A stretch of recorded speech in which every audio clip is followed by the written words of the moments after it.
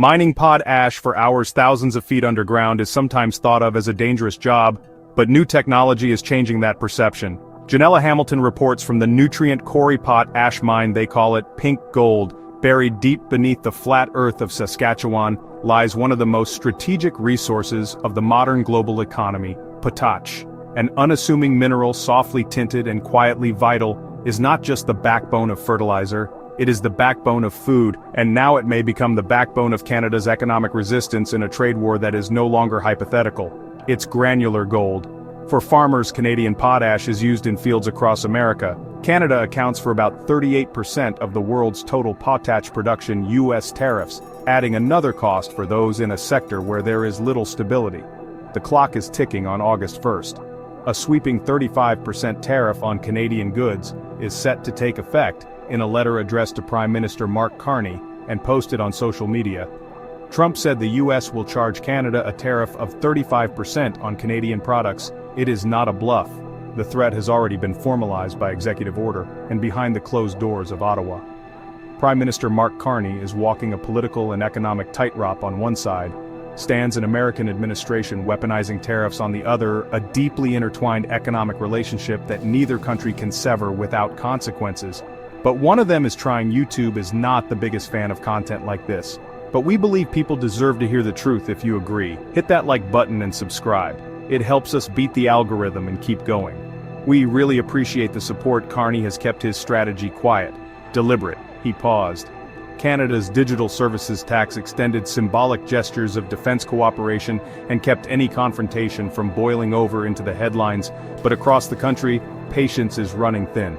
Canadians are beginning to ask a simple question: if tariffs are Trump's tool, what is ours? The answer may lie in the soil. Potash is not just another traded good.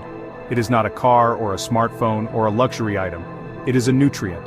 A requirement according to the Food and Agriculture Organization of the United Nations. More than half of the world's food supply relies on fertilizer, and potash is the key source of the potassium that makes fertilizer work. Without it, crop yields collapse, prices rise, and in the most vulnerable parts of the world, shelves go empty. Canada holds the largest reserves of potash on the planet. Most of it comes from a single province, Saskatchewan, the United States. By contrast, produced less than 400,000 metric tons last year. It consumed more than 5 million.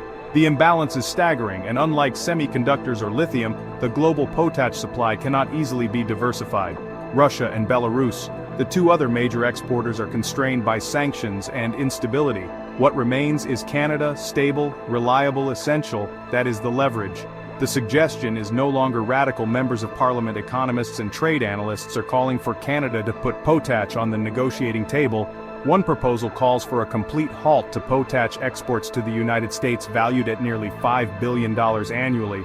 Another calls for the establishment of a national strategic reserve backstopped by federal bonds. The logic is unflinching. If Washington is comfortable inflicting economic pain, Canada should ensure that pain flows both ways, and if that pain lands squarely on American farmers, many of them politically aligned with the president, it may force a reevaluation.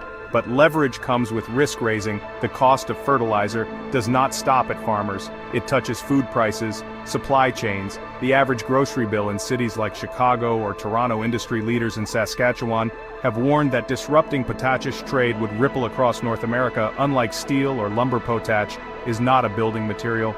It is a food input, and without it, inflation rises. Food security falters still. Many argue Canada does not need to make the threat explicit. The data alone may be enough.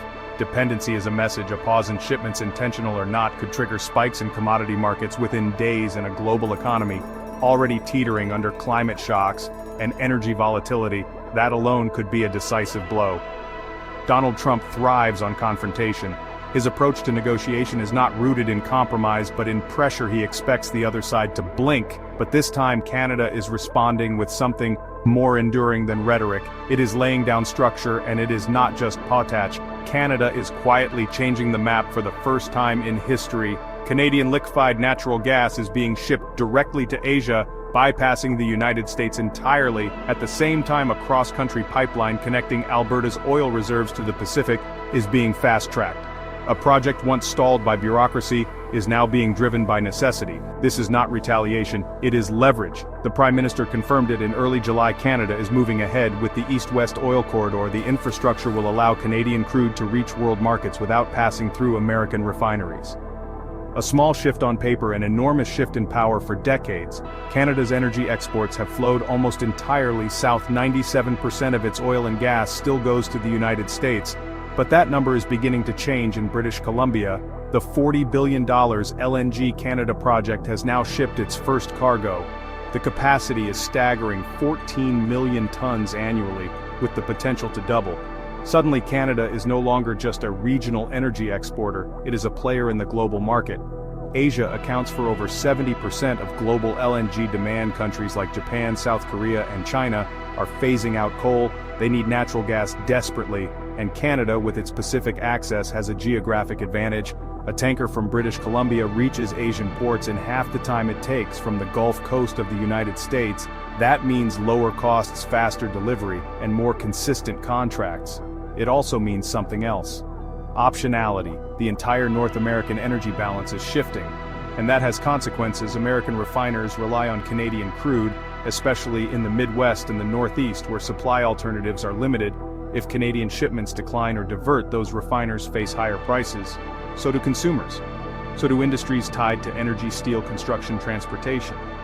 The ripple effect of a redirected barrel is not theoretical. It is immediate, and that is the pressure point. The Trump administration has promoted its own energy expansion, most notably the Alaska LNG project, but it is years behind. The pipelines are incomplete, the terminals are delayed, the markets are already moving by the time American gas reaches Asia. Canadian cargo may already be on its second voyage. None of this happened by accident.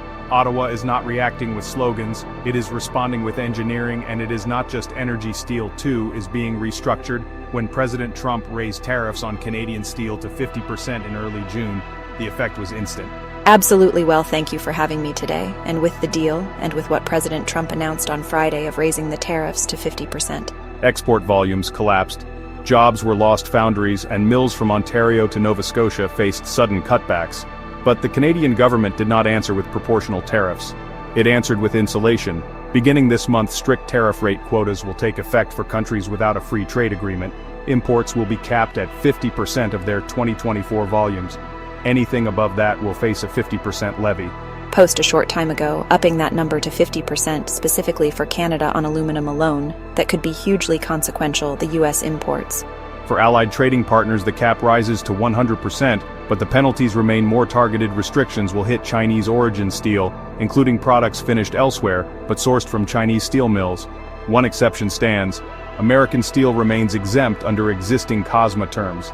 This is not retaliation, it is realignment. For decades, Canada has been one of the most open steel markets in the world. Nearly two-thirds of its consumption came from imports. Over 90% of its exports flowed to the United States. That model is ending. Instead, the federal government is investing $1 billion will be allocated through the Strategic Innovation Fund to help Canadian steelmakers modernize, expand production, and develop higher-value products. $70 million will be used to support displaced workers, training, relocation, and income assistance for up to 10,000 employees. An additional $150 million will go to steel-dependent communities. Loan programs will be expanded, interest rates cut, and repayment timelines extended. Perhaps most importantly, federal procurement is being rewritten going forward. Canadian steel will be mandatory in all major government projects, bridges, defense contracts, infrastructure, and public housing from coast to coast. The steel that builds Canada will now come from Canada. It is not a solution for every job, but it is a path forward.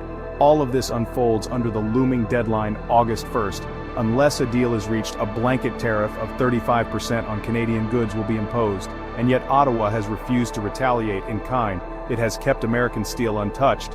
It has paused the digital services tax. It has engaged in joint initiatives on opioid tracking and border security. The door remains open. The tone remains calm, but the infrastructure is changing. Carney has acknowledged what few world leaders have said out loud under the current administration. No country has secured a deal with the United States free of tariffs.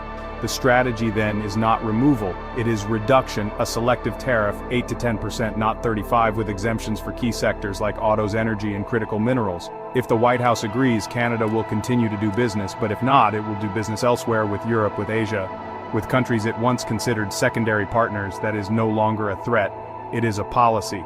Canada is not just absorbing pressure, it is absorbing lessons, it is building redundancy, optionality, sovereignty. The economy that emerges from this moment will not look the same. It may be smaller in some areas, slower in others, but it will be less dependent, less vulnerable. And that is not just a Canadian story, it is a warning to every country tied too closely to a volatile partner. Let us know what you think in the comments, and do not forget to subscribe to Auto News and turn on notifications so you never miss our latest political economic updates.